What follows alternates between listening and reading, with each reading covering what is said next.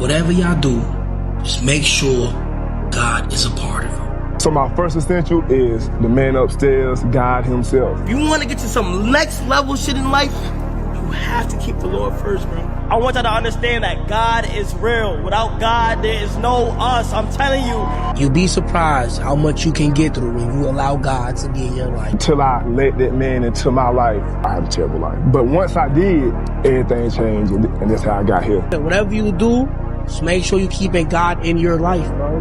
And keep hustling, keep working, stay focused, bro. Ignore the noise.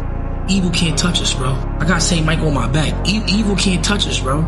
If I did, why can't you? You feel me? I don't know who has been through dark times, bro, but just pray through it, bro. You gonna get through it, you know what I mean? Pray through it, you gonna get through it. Faith isn't about seeing the whole path. It's about trusting that God has already made the way